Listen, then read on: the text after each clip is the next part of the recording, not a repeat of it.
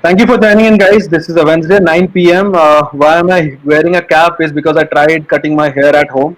So please don't try this at home because it's a seriously risky business. And going forward, let's not waste more time. Introducing today's speaker, Abhishek Kejriwal from Pratilipi. He's currently director of product management there. Has built all the features and products from the very scratch. Has been working on all sides of product analytics and building all hypotheses and building bright features on top of it. So let's learn about events, taxonomy, or instrumentations of all his learnings about instrumentations today. So handing over the mic to Abhishek and over to him. I have been doing product management since a long time now. Would say around 6 years, uh, and have seen different businesses, different products doing instrumentation in really different ways. So something can work for a company, and something different can work for a different company. So these are not things that where you can actually draw some standards, but still there are some guidelines or rules to follow, which generally does help not just a PM but every team member of the company. So I have tried to put these guidelines. Plus, I would like to have this session a lot interactive. So let's start. So since I am hoping that you guys might be from PM background, uh, why even do instrumentation is the first thing that comes, and who do you do it for? Like every feature, when you build, it's like why do you build a feature and who are you building it for? So most of the PMs would say it's for us to see the user behavior, but I would mostly disagree with that because it is generally for the whole org, and I have tried to pick some of the roles like PM, obviously user behavior engineering, measure the system health. So you can actually see your API failing, API response times on the analytics tool that you're using. For design, very important is user journeys or user flows, like how is user interacting with the screens. For QA can see the user activity. For example, let's say a user with an identity or with a user ID says that the screen is not opening or this button is not working. QA can go to the user activity screen, type his ID, and see all the events that he has done, and find out if something is wrong there. For marketing, obviously, you have to measure CPA, so cost per install, cost per D7, cost per D30, etc. stuff, and obviously see the retention D1, D2, D3. So yeah, so these are some of the roles that I've chalked out, but there could be different other roles as well, like operations, business, etc. Cool. So we'll start with some basics, but as it goes on, it will get a bit interactive and better. Uh, so yeah, so we learned why to do it and who to do it for. Now let's come to how to do it right. So first and the most basic thing is naming of events. Event naming should be a verb. Should be a verb. It cannot be a noun. It cannot be an adjective and nothing else, because it's an action. Either I so generally there are two basic types of events. Either it is a clicked event where you click and take some action, or you view something, land somewhere. So either it is a click or a landed slash viewed, or you can also say scroll, but that's a bit complex event. But most of the events would generally come under these two, and these two are verbs. These two are actions. So it should be a verb. Second, define the action really well. So there is obviously a possibility that you can finish up the complete instrumentation in just two event names, clicked and viewed, and that might work perfectly well, but it's a very bad practice. Why? Because as I said, you are not the user of analytics, or you are not just the user of the analytics. So if QA sees, let's say, the user timeline or the user activity timeline and sees all click, click, click, click, click, it will not make any sense to him or her. So idea is to keep the actions definition well, so that at least people can understand what this action means. So something like clicked, rated, share, uh, like, uh, something like that. So that makes sense to what the event is about. But also don't define it too well. Like for example, as you can see, this is the screen of Swiggy. If I have rated 3 stars, don't define the rated 3 stars from feedback screen. The reason being that uh, the reason being is similar to why event properties exist, right? So that you can group all the rated together and actually aggregate them and calculate how many ratings are given on a daily basis. Uh, and this will not happen if you define it too well. So it's like a basic SQL grouping, which makes sense here. Yeah, so in the extension of third point, we'll also see what are event properties now. Event properties generally have two attributes. First is the location or the position attribute. For example, this is the YouTube app, and uh, location attribute is basically related to where the event is happening, which screen the event is happening, which, and if it is in a particular screen, which part of that particular screen the event is happening, right? So, so generally, what we do at Pratilipi is we keep these two event properties there with almost every event. So screen name and location is almost there with every event. Why location? As I said, that there could be two similar categories in the same screen, so location becomes useful.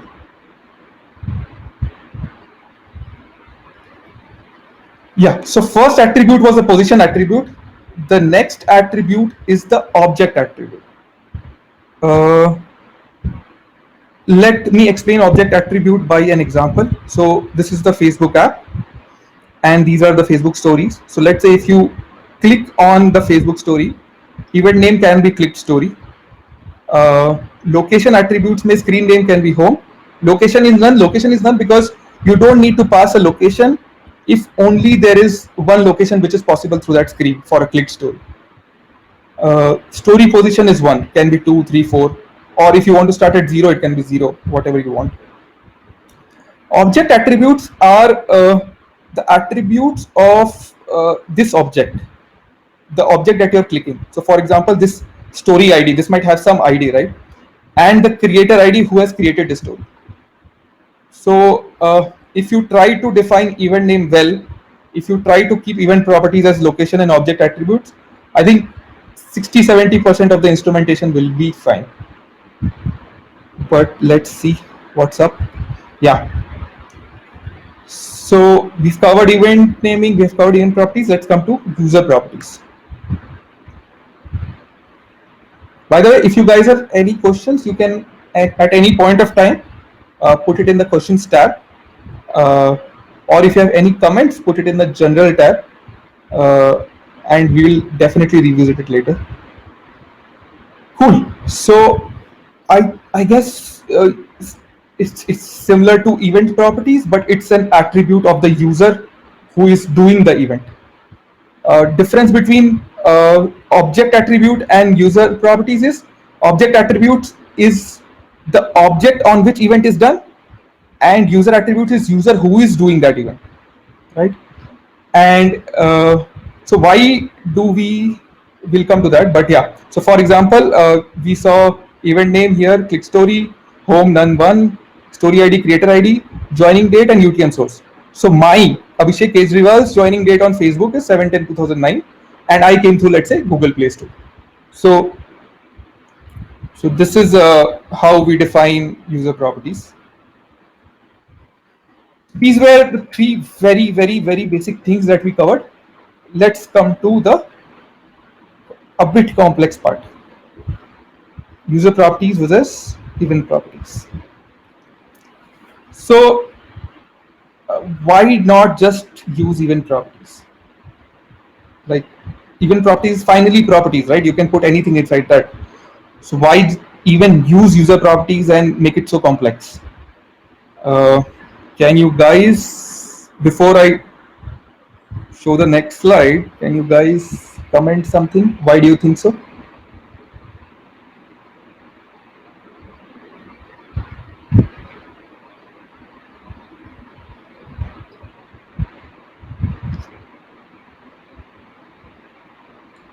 Abhimanyu Kucheria is saying cohorts. Anyone else wants to say anything? Why even use user properties? To distinguish the source. Okay. Anything else? Come on, guys, we're 100 guys and we're just seeing two answers here. Engagement based on user properties to build personas, that's cohorts, to form cohorts. Question is why, Arushi, the question is why even use user properties? Why not put everything as event properties? To analyze behaviors or attributes of the user, Siddharth. User personas, segmentation. I think most of you guys are correct here.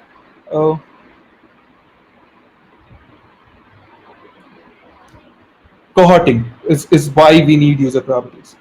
Cohorting can be done through event properties. It just makes it, I would not say even 10x, 100x more complex. For example, we could have kept UTM source as Google Play Store here in the event property.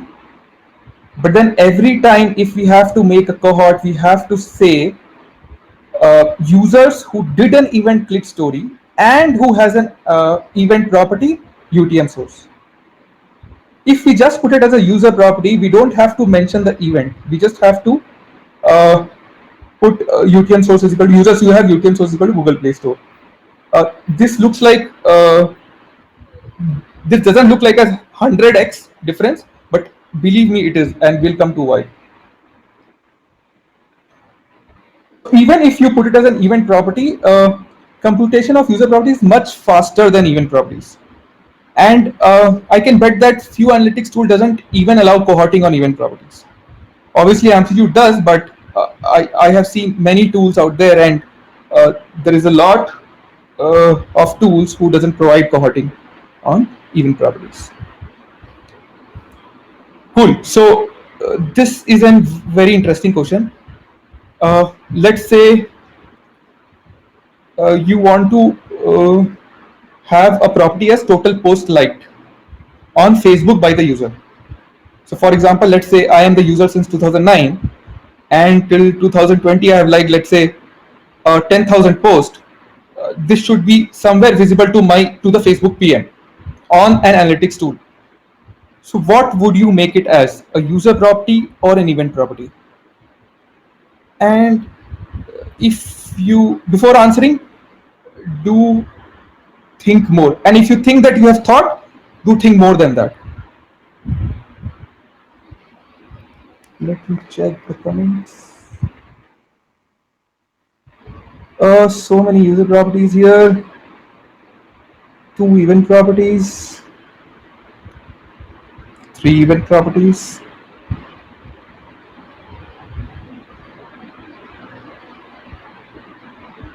4 event properties. 5 event properties. Who started event property? Raghav Agarwal, InstaSolve. Looks like you are influential, Raghav Agarwal.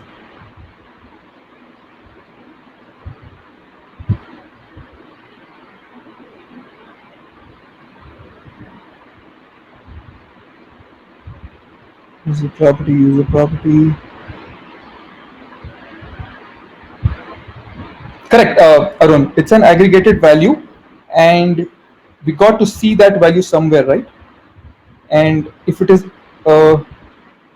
there on the analytics tool, it makes much more easier for us to do something.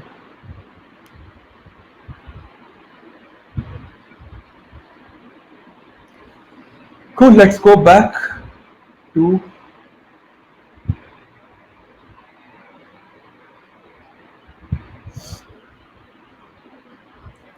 So let's say if you want to send a PN, if total posts liked is greater than 50, what happens here is, uh, let's say I have liked 51 posts and you want to send a PN to me, but just 1 hour back I unliked the post, right?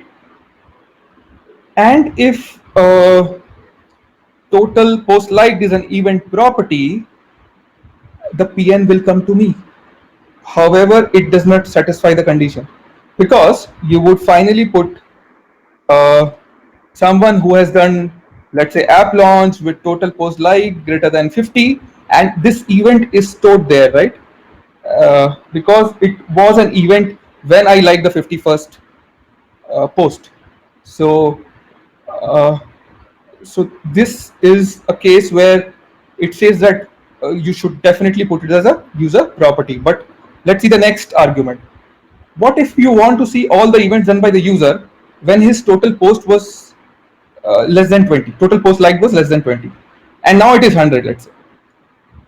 Since user property gets updated, it's difficult to track what happened when user property was less than 20. And that's why the second argument says, like, why not put it as an event property? Because you can keep a track of every property and every event, so you will know when the post was less than 20, etc. stuff. But what I suggest is, if you guys use Amplitude, you can keep both as user properties. Both as in, you can keep this as the user total post liked as user property.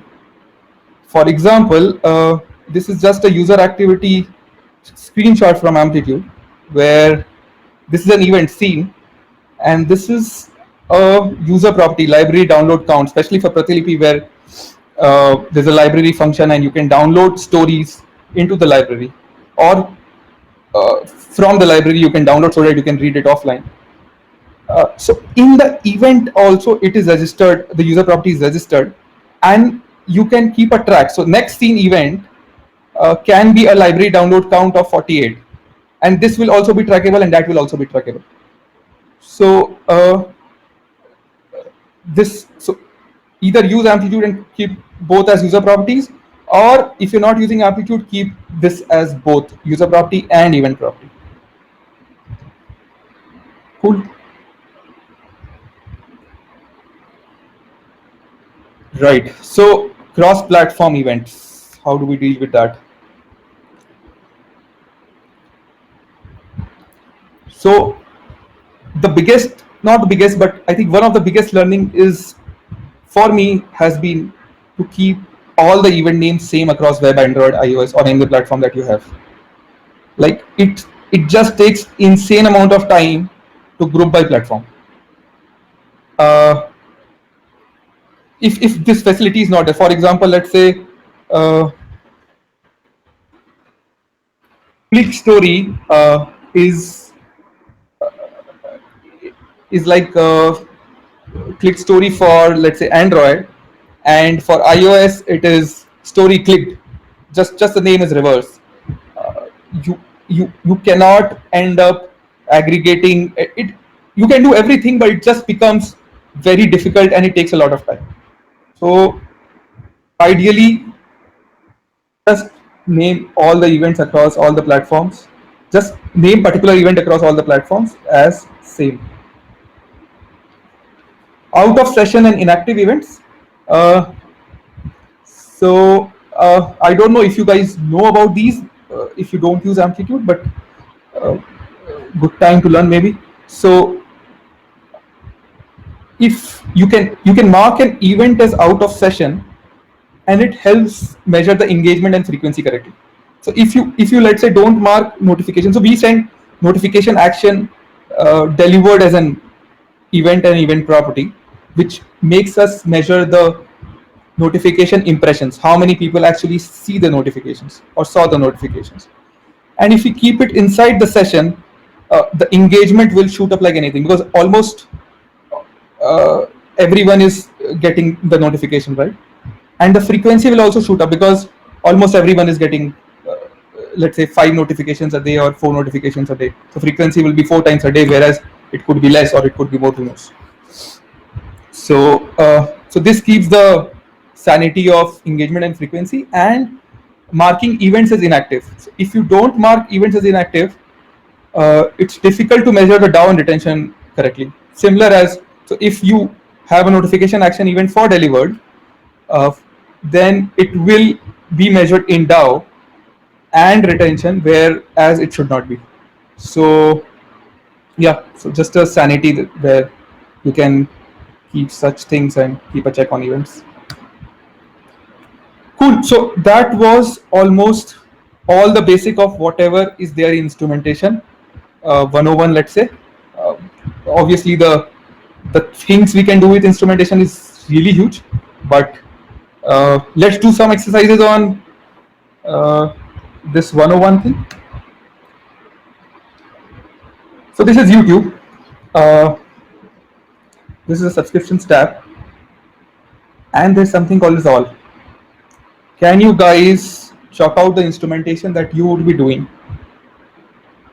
as event name, event property, and user property? I don't need an exhaustive list of event properties, but at least some would be useful.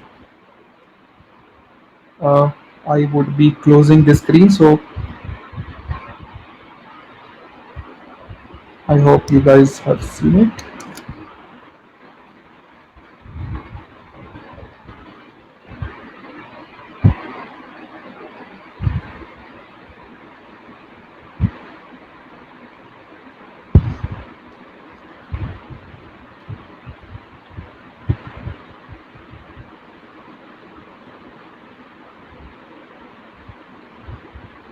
By the way, I do. So there are two exercises, and I do want to. So I don't have answers for these. I don't have prepared answers for this, but I do want to check out what your answers are, and definitely do shout out somewhere, either on Twitter, for the guys whose answers I do like at least. So please do drop in your comments accordingly. What would you put the event name, event property, and user property as for this event?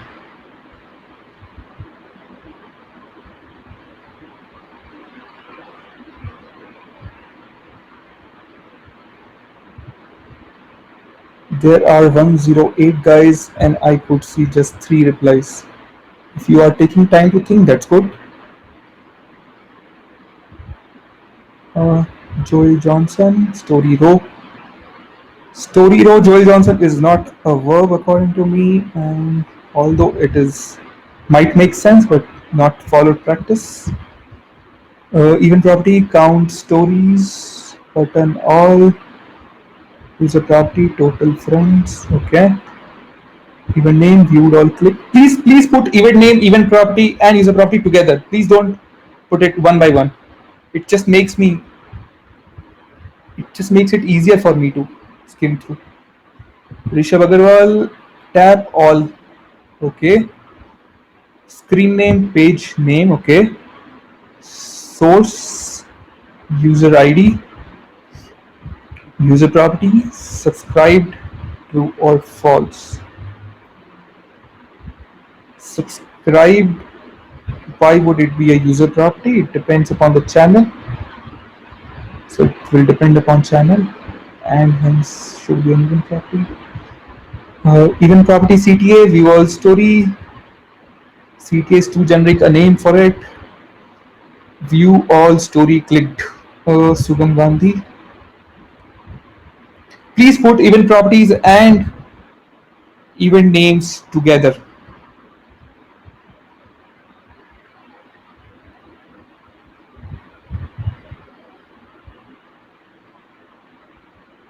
Harshit Sharma, viewed all story.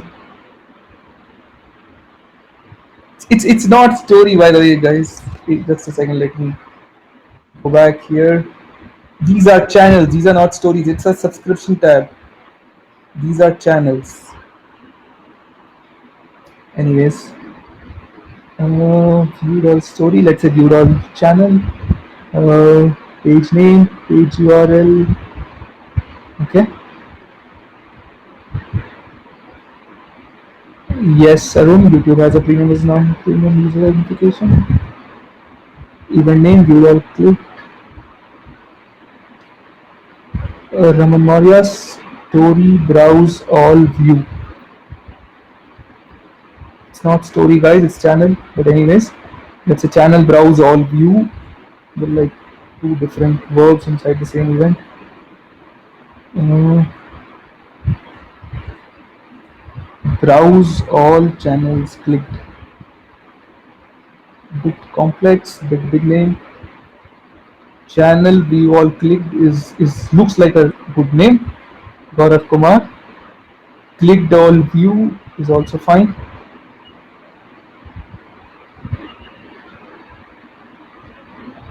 Okay, let me open the screen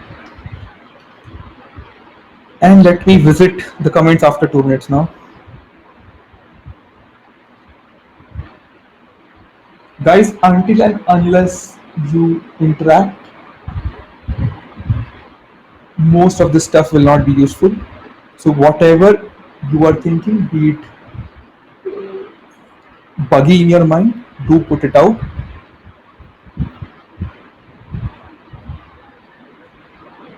This session is kept for you to interact and learn, and obviously for me to learn as well.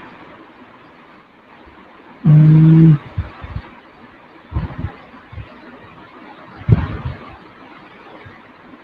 event name, subscription, event property, channel name. Jaydev Verma, event property cannot be a channel name because all is not a channel. What channel name would you put there? Sidpuri, view all clicked. Perfect. Event property, cursor ID, interesting. User property, total view all click, very, very interesting. Uh, can I just store the name somewhere because I liked Sid Puri's answer. Let me see if I can.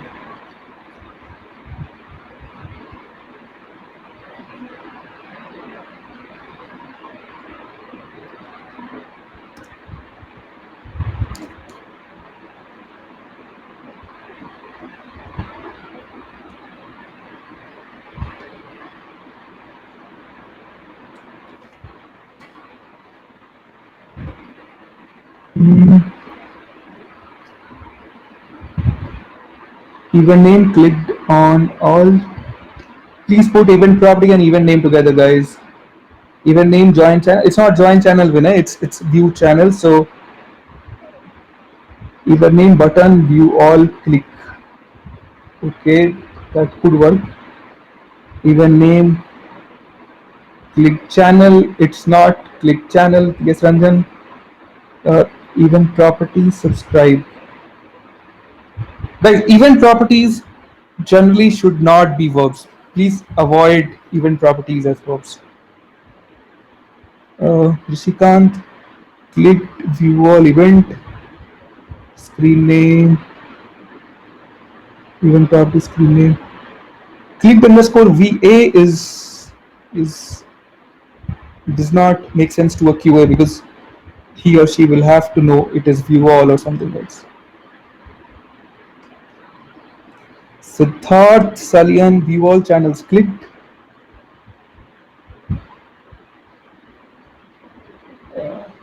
Screen position.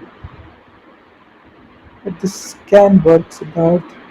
Varun Bansal clicked. That's a problem, Varun Bansal. Clicked is too generic an event to that should be put here, but it's obviously on you to put it. But uh, event property channel position cannot be channel position because it's not a channel. All is not a channel. Event name view all story clicked. Divya, it's not a story. Let's say view all channel clicked. Event property screen name. Anuj clicked view all. Need more channels. Didn't understand that, Anuj. Cool. Let's go to second exercise. I think that is a bit better and more trickier. You guys were good enough here. I think if you follow what sorry for that. If you follow what Sid Puri did, uh, you all clicked works perfectly fine because finally it's something view all. So it could be We all clicked from playlist, we all clicked from channels, we all clicked from uh, uh, somewhere other libraries, etc. Right? So it's an event which is generic and not too generic as well. Event property, cursor ID, user property. So event properties could be really more, but yeah, this looks like a good uh, formula. But let's go to the next. Cool. So this is Zomato, most probably the home page, which has too many buttons for me to digest.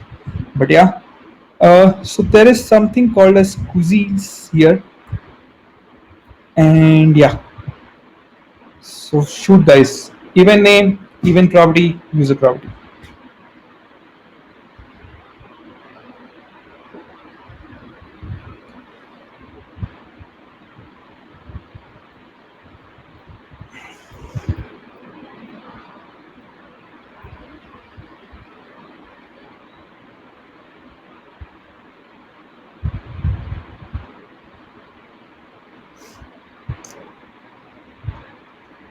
Since this is too complex a screen, I would wait some time here for you guys to get through this or skim through this.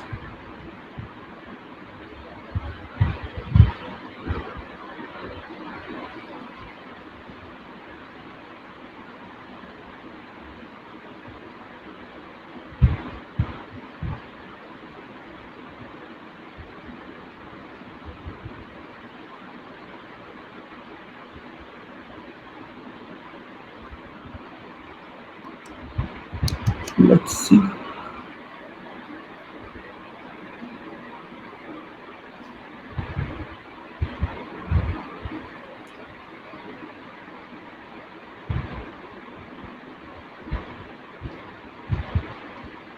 Okay, there are a lot of that I missed, I think. But yeah,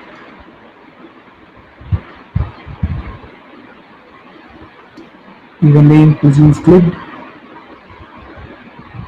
Even name cuisines clicked is fine.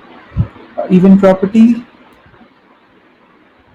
selected cuisines cannot be right because you have just clicked the cuisines and not chosen the cuisine, Anuj. Uh, Clicked filter like this one.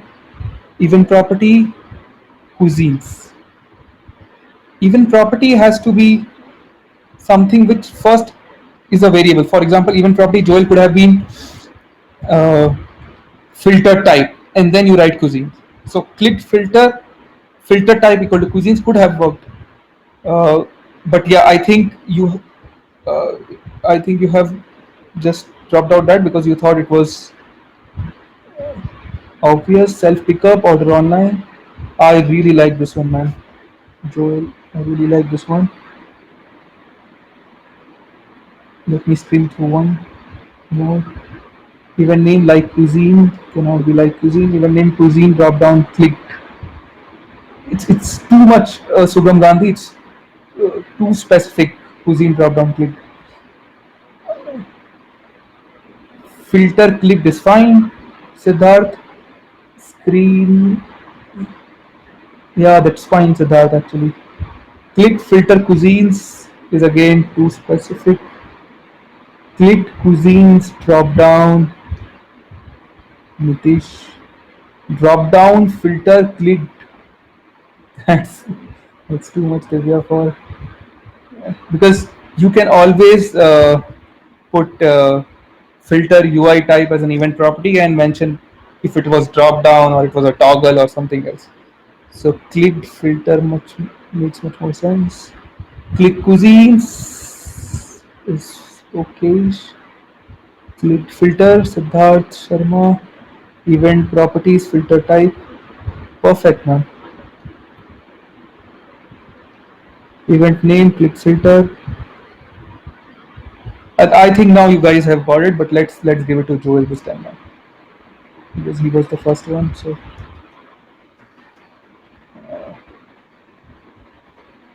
can I subheading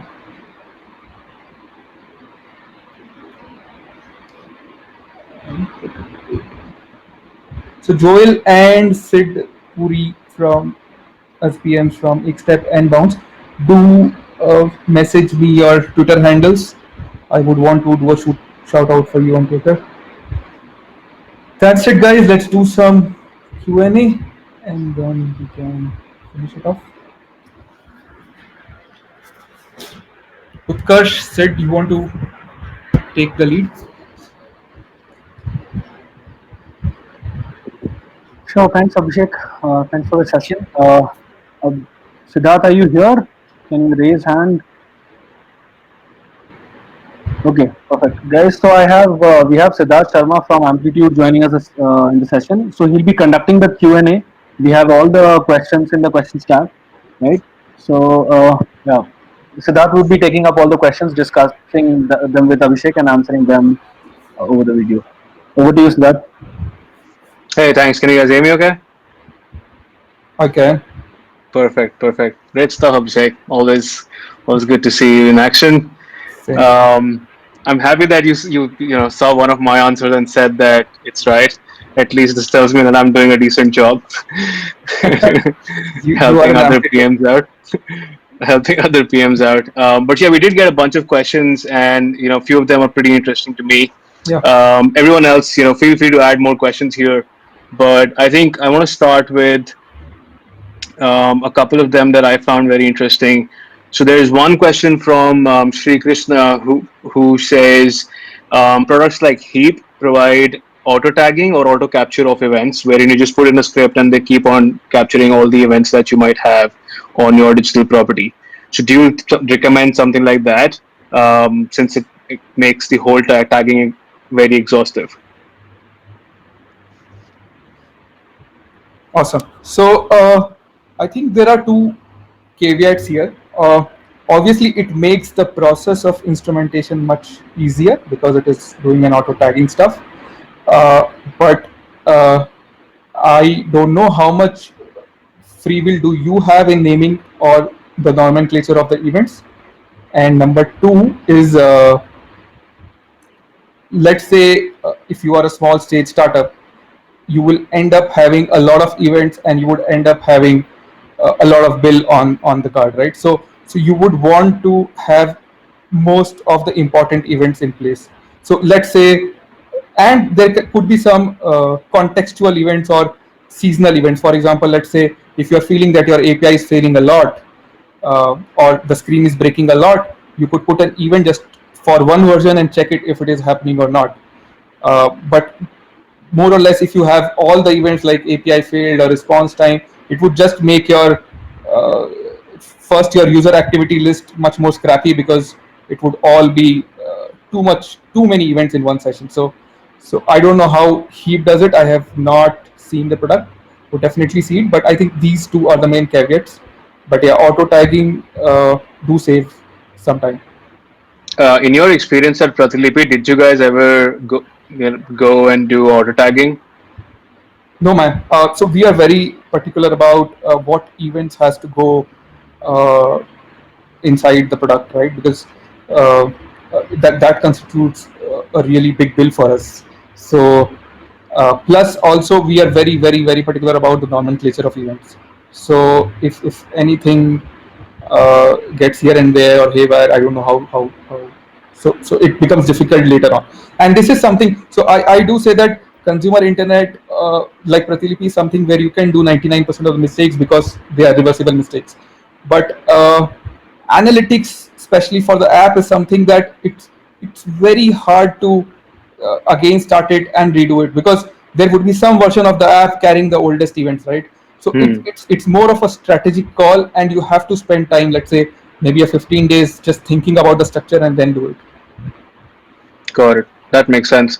And then I think that sort of gives me leeway to the next question, which is from Rishabh Agarwal, who has a long question about a situation, but I think the gist of it is that, which is what you just mentioned, right? You start with an app, you have your initial sort of event instrumentation, you keep on building more features and keep adding more events. You might not need certain events in from the past, or you might need certain data based off of features today, but you never instrumented those things in the past. So how do you also anticipate upcoming requirements that you might have in the future? That's the job of the PM. So it is a necessity for a PM to not just think about the present but also learn from the past, and at least think about, at least for the events and high roadmap of the company, at least 1 year in advance. I think that would suffice. So for example, for a product like Pratilipi, you would know that there would be a click on content, there would be landed on reader, there would be finish on read, there would be follow, there would be share, uh, there would be these stuff which would be common. So even if you don't have these stuff now, it is quite guessable what would be there in the near future or even in the distant future, and just try to make a structure or a tree kind of stuff for events. Yeah, so this is the job of the PM and you cannot run away from it. So if you think there is a shortcut, there is no shortcut, and you will have to basically sit and think in the long term. Usually, in your case, how long of a product roadmap do you think about when you're sort of making change to the event taxonomy or something like that? Really long, man. So I think Abhishek Sharma, who basically built the Pratilipi app and designed the events for us, had thought about 2 years in advance, and he had those events which when I went to Pratilipi, and I was really astonished. Oh man, this is what we are doing it right now, and he thought it about 2 years back. So this is what he has done. But at least what I think is at least a year roadmap or structure, and this is not a particular feature, right? So you don't have to go in details anyways. What you Yeah. just have to know is, will there be a follow in future or not? Will there be a notification in future or not? Will there be a transactional versus promotional notification in future or not? So these are very basic things, and this is definitely a week's or a 2 weeks job if you think about it. Got it. That makes sense. Yeah, I think in my experience also, I've usually seen PMs define at least loosely the things that they want to have. Um, Also because they know the sort of vision the product has, because that is usually where it sort of comes down from, and what the North Star is and things like that. Mhm. So definitely something I've seen as well. Plus, I, there's one more point that I would like to add, Mhm. as I was thinking right now. So event names are the things that you will have to think. Let's say a year down the line, what would you have? Event properties, you can add it on the fly. So you can, let's say Right. you have a share from one location on the screen right now. You can have it, let's say three locations on the screen. Event properties can be done on the fly, but event names, if you change it after some time, it generally goes for a toss. Got it. That makes sense. Another question from Abhimanyu, which is more on the content consumption space, which I think you'll have a great time answering, is so I think Abhimanyu has a product which is around podcasts. Mhm. So what he's saying is that he wants to measure completion rate of a podcast. However, people obviously come in, listen to a podcast, pause, leave, come back, and listen to it later. So how does he go about measuring completion rate of a podcast? Awesome, man. So, good question, first of all. Secondly, uh, whatever they are doing in between, that's the beauty of events, right? So, whatever they are doing in between does not matter much, because if they are starting the podcast and ending the podcast, if you can catch these two events, you would most likely know that if they have completed or not, or what's their completion rate like. So, for example, let's say there are 1 lakh podcasts played in the day. So, how many were started and how many just did ended event?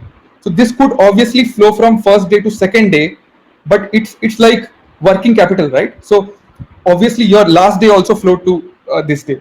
So Yeah. you don't have to measure the overflow things, but at least the started and the ended on the same day is would give you a almost a clear picture. Got it. Yeah, in my experience, by the way, Abhimanyu, since we work with other companies in the content space like Hotstar, another good way is you have the video start, play, pause events, usually with player analytics. But at the same time, you also look at what your server is serving for that user. So if a user pauses a video or a podcast, your server is going to register that as well at the backend. So you can even look at that to figure that out. Although I'm not really sure the amount of analysis you'll get or insight you'll get out of just seeing how many times someone's pausing a podcast. Another question from Arun at WooClip is for heat maps on an Android app, maybe for like an e-commerce product, should he create a click event and an event property structure representing every single click on that screen? Or should they try and do some sort of a third-party solution to represent that? So sorry, can you come back for heat maps? For heat maps on like an Android app screen, let's say it's an e-commerce product, right? Okay. Do you go about creating a click event and then in the event property of that click event have a structure representing every single click on that screen, maybe represented as by the X or Y column of that screen, so that you can figure out based on the event click and the X and the Y of that screen and make your own heat map?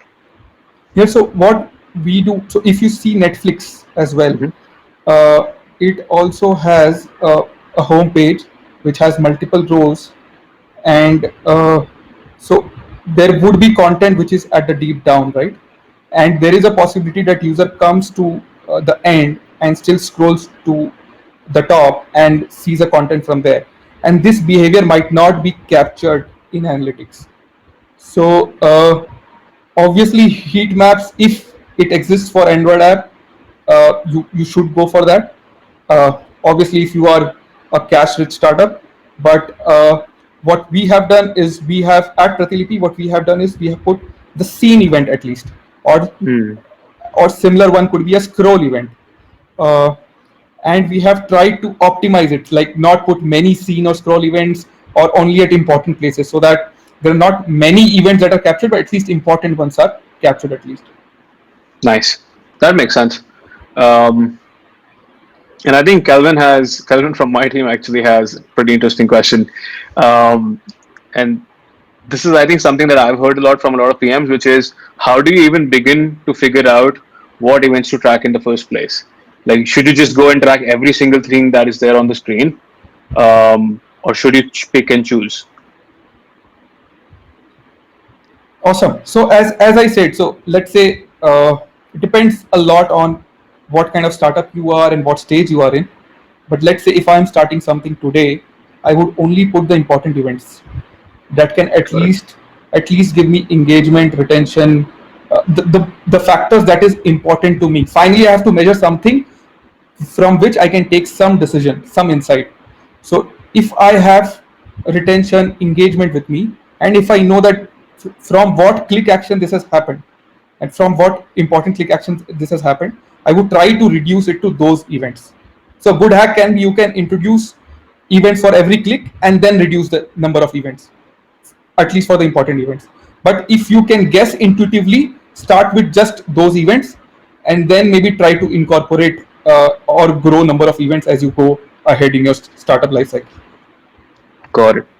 And then I think 2-3 people have the same question, which is how do you avoid duplicate events or have a sanity process internally for the housekeeping of events in general?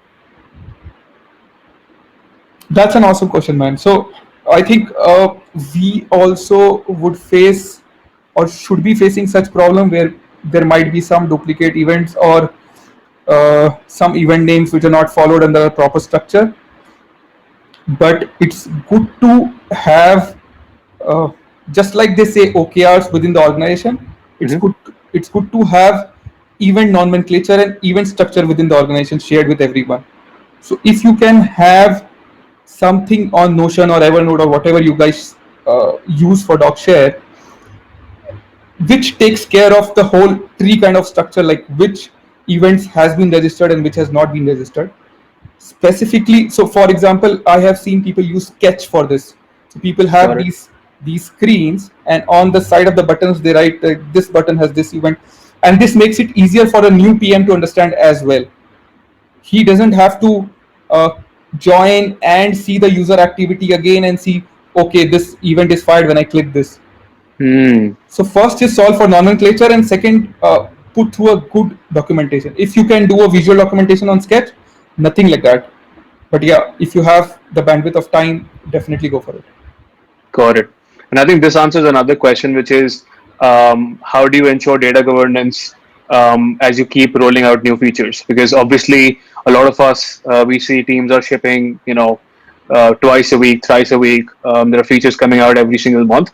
So how do you sort of go around maintaining the data governance? And I'm guessing you use the same sort of technique there. Correct, exactly. So I think the same answer would go on for this question as well. Got it. That makes sense. Um, Sankalp from Yatra has a very interesting question, which is what is the best and easiest, quickest way to validate if data is being captured correctly? Which again, a lot of people have this problem of whether, hey, is this even being captured properly or not?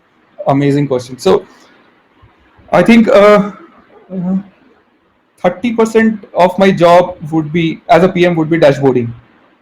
So if I make sure that I have made, let's say, 10 dashboards, be it, let's say, daily dashboard or weekly dashboard or some metrics that are important for us, let's say share per DAO, etc. stuff, Mm-hmm. and I watch it every day, if there is some event here and there in some version, you would know for that, because the product would be functioning as it is, but your graph would not be. So that's where you would know that there is some event that has gone wrong or something that has happened. So even if, let's say, after following the structure in, let's say, Sketch, even if you still miss out on some instrumentation or you do something wrong, it can be captured if you do brilliant dashboarding. That makes sense. Pretty interesting. In fact, I think another question that I saw was somewhere around this. Let me see. Um, yeah, I think I missed where that question was. Anyway, we can move on from that. Um, so, what? So at Pratilipi, what would you say is the average like number of events do you guys have? Have there been any times when you've said that hey, we are actually just capturing way too many events? And what's that number? Like, is thousand events too many? Is 2,000 events too many? Um, has that ever happened in your experience? Yeah, so as I had said earlier, it's not a number X which you can say that these many events are enough. So for example, a gaming app at a similar stage to, let's say, an operations app would have 5x more events, because their bread and butter depends upon what kind of interaction the user is doing. And user not just does one interaction in a game, user can do multiple scrolls, multiple clicks, etc. stuff. And in fact, even the color of what they, if you see Zynga as a Mm-hmm. gaming app, they do even A/B test on the color of the character. Yep. If it is wheatish or if it is, let's say, a dark brown, how does it work with them? So uh, so it's not number X that you can assort to. It's always about what you think are important events and what you think are not important. If you cannot think what are not important, put all the events and churn out the events afterwards that comes as not important. Got it. So you just mentioned about actually pretty interesting thing, and I think someone asked this question here. For example, in gaming app, right? Users are firing those events constantly. Probably they're clicking on the same button, and those events are getting fired all the time. I think Rishikant from MechMocha asks this, which is again gaming's pretty intuitive there. But how do you then also ensure that this doesn't skew your analysis? Because now the event count for that user has suddenly gone up. They're firing the same event multiple times. So how do you take that into consideration when doing any sort of analysis so that it doesn't skew any of your insights that you might want to bring out? It shouldn't any. So for example,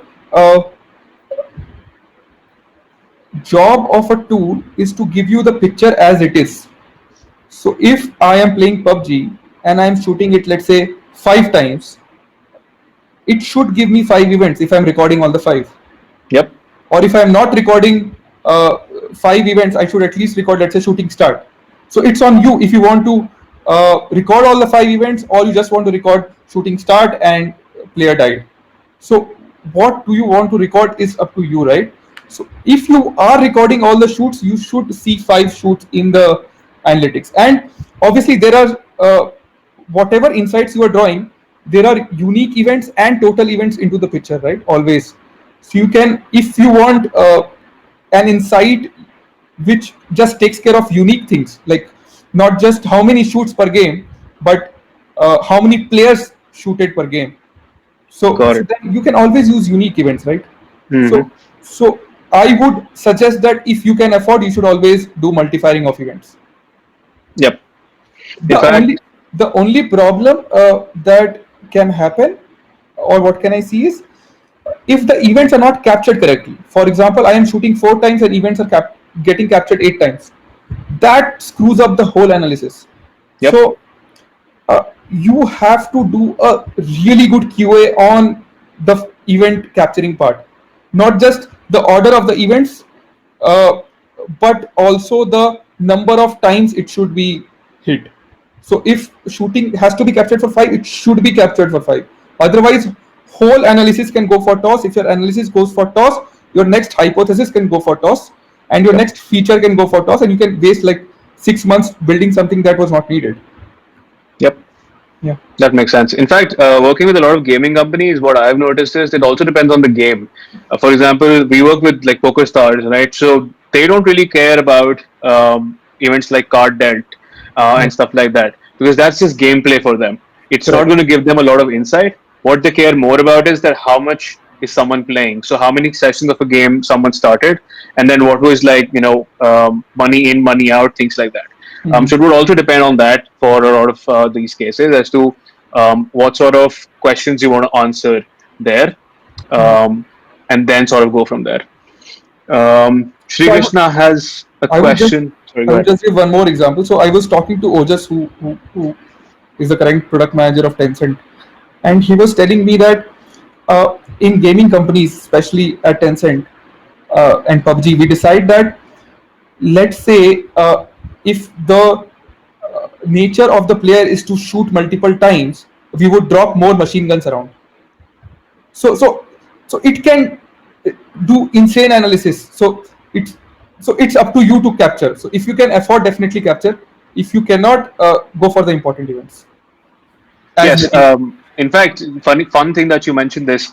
I just recalled something. So one of the companies we work with, Hutch Games, Mhm. they actually use this to sort of also go into persona-based game development. So what they've done now with their product is that based on users' personas, they're making different features for specific personas. So, for example, your personas of users who are happy to watch ads so that they can get free coins, they actually try to make more ads available to them in the gameplay, right? Awesome. Yeah. For the ones who are always spending money, they Mhm. try to restrict a lot of these things and restrict some sort of give them like packs which will open only if they pay money, so that they know that because these are people who have a high probability of paying and usually pay us, so we'll keep making more money from these people.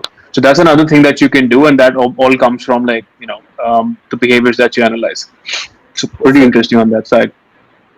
Shri Krishna has a question that do you suggest using separate tools for marketing analytics as and product analytics like Adobe or GA for maybe marketing and Heap, Mixpanel or Amplitude for product? Uh, GA I have used. It's a pretty decent tool that can be used. Adobe I have not used for marketing, so cannot comment on that. Uh, Marketing, there are a bunch of tools that you can see around, maybe MoEngage, CleverTap, etc. stuff that you can try. Uh, or if you want to capture the acquisition part of the marketing, that can be maybe Branch or AppsFlyer that you can Yep. try. Yep. But for product analytics, I have used almost all the tools in the market. Uh, so it be it Mixpanel, CleverTab, Amplitude, Heap without the auto tagging feature, uh, or it be GA or any other site tools, right? So Amplitude is by far, I think, 5x better a product than any other thing that you can see. it's like an SQL there, right, sitting for you, right? You can group by anything. You can put a where clause wherever you like, and you get a chart just beside you. That's like, so I think it's an insane product. If you want to, you should try at least for 10-15 days, and I can guarantee that there's no going back from there. Wow, thank you for that plug. But by the way, this is not a paid endorsement. I can guarantee that. And I am a user of Amplitude, and since my job is to be with these tools, I am a PM, so I evaluate tools day in and day out. I can guarantee that it's the best tool in the market right now for product analytics. Awesome. Well, happy to hear that always. Yeah.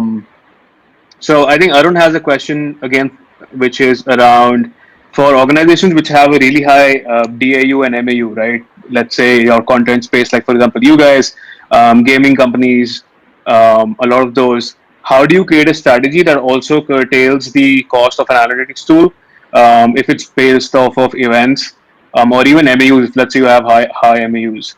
Um, do you consider that when you make features or you instrument events that it might drive up the cost of your tools as well?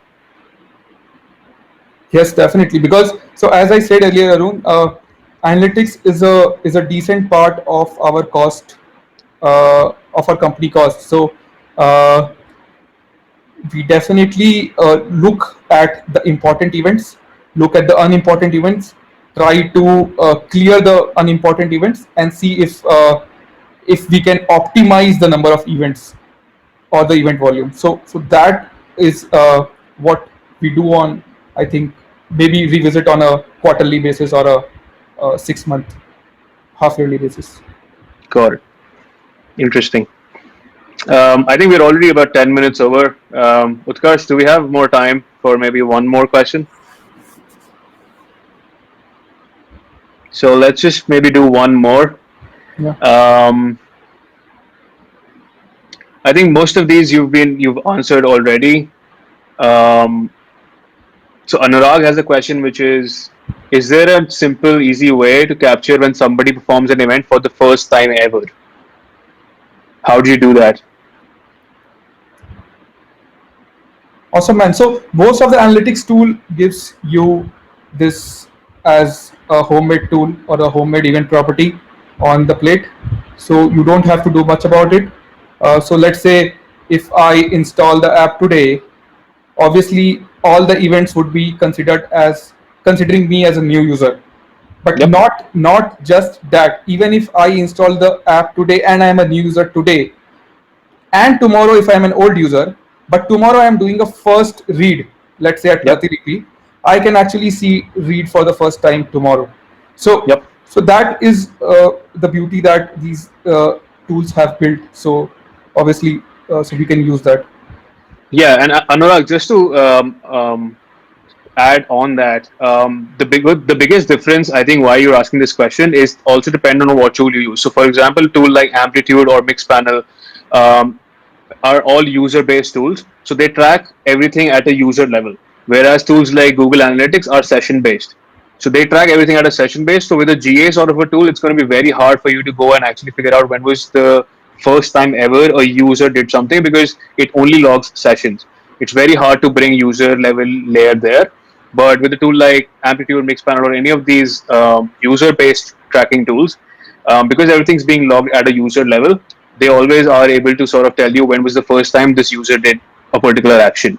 So that's, I think, the biggest sort of factor that sort of comes in. Sid, I think Divya has a question for you. For a streaming platform, let's say YouTube, does Amplitude have features to integrate player analytics? Um, yes, you can do that. Divya, happy to sort of speak with you offline about this. We already work with a lot of OTT companies like Disney, Hotstar, iFlix who do this. The idea, again, which I always say to every single person, whether it's a PM or a data scientist or anyone, is first figure out what are the questions you want to answer from there. Just having video player analytics, is of no use if you don't know what questions you want to ask or why you want to use it. and if there are other ways to get those questions answered. But yes, you can essentially bring in those analytics as well. It won't really help a lot to uncover insights on user behavior per se, and sort of use that to figure out retention metrics or leading indicators of retention or conversion and things like that. But it can give you insights around just the performance of the platform that you have, whether it's OTT or even like, some companies also use some gaming platforms, gaming tools to sort of measure performance. So this sort of overlaps with performance tools, and that's where sort of you have to figure out which one you want. Like Arun's mentioning, Conviva is a good player analytics tool, and absolutely, Arun, completely agree with you. I've seen that Conviva is a tool that a lot of OTT companies use, and it's actually pretty great when it comes to performance analytics specifically. Cool. I think we'll wrap it up there. We're already about 15 minutes ahead of time. Definitely. Thanks, Abhishek. Thanks, Siddharth. This was a fairly great session. I mean, I had a lot of learnings. We will definitely do a lot of follow-up sessions if you have more questions around instrumentation, because this is such a vast topic that covering it in one session is just not right. Uh, for all the folks who are left, thank you for joining in. We have initiated our LinkedIn community, which is under the name of The Product Management Folks. We are growing crazy on Twitter with around 2.5k followers, and we keep on posting our events on Eventsbyte and Facebook and other places. So do follow us on all the channels so that you are updated about the upcoming events as well. Thank you, everyone. The event will stick around. You can grab chairs, talk to each other, maybe network.